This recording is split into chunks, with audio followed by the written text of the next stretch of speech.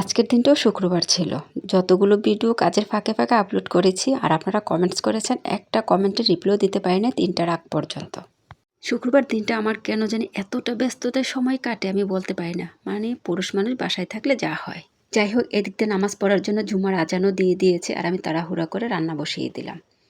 ডাল রান্না বসাচ্ছে প্রথমে, ডালটা ভালোভাবে ধুয়ে নিয়েছি স্বচ্ছ পানি বের হওয়া পর্যন্ত। তারপর আমি প্রেসার কুকারে চড়িয়ে দিলাম। ডালের মধ্যে আমি দিয়েছি রসুন কুচি, টমাটো, স্বাদমতো লবণ, সামান্য একটু হলুদের গুঁড়া আর এদিক দিয়ে চাল ধুয়েও বসিয়ে দিয়েছি প্রেসার কুকারে।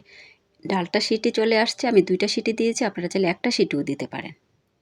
আরেকটা চুলায় তাড়াতাড়ি করে ভাত বসিয়ে দিলাম।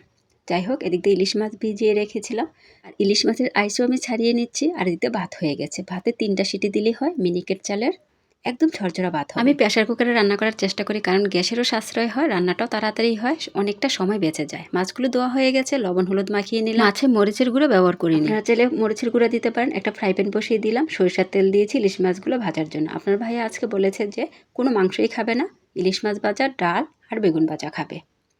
যাই হোক, তাড়াতাড়ি করে সব কিছু বসিয়ে দিলাম, নামাজ থেকে এসে আবার খাবে। মাছগুলো ছোট হলো, প্রত্যেকটার মধ্যে ডিম ছিল আর খেতে খুবই মজার ছিল। মাছগুলো বরিশাল থেকে আনা হয়েছে, খুবই টাটকা মাছ ছিল। সত্যি টাটকা মাছের মজাই আলাদা। আর ওদিকে ডালটা হয়ে গেছে আর ডালের বাগারের জন্য পেঁয়াজ বসিয়ে দিলাম। ডাল বাগারের জন্য পেঁয়াজ আর তেলটা একটু বেশি দিয়েছি আর কয়েক কোয়া রসুন দিয়েছি। পেঁয়াজগুলো ব্রাউন হয়ে গেছে, ডালটা আমি বাগার দিয়ে নিলাম সুন্দর করে। আর 4-5টা কাঁচামরিচের টুকরা দিয়েছি। আপনাদের ভাইয়া কাঁচামরিচের ফ্লেভারটা ডালের মধ্যে খুবই পছন্দ করে। এদিক দিয়ে মাছের এক পিঠ হয়ে গেছে, একটা একটা করে উল্টে পাল্টিয়ে নিব। মাশাআল্লাহ, এই খাবারগুলো দিয়ে এত তৃপ্তি সহকারে খাওয়া হয়েছে। আমরা ঢাকায় বসে টাটকা মাছ কিন্তু আসলেই পাই না।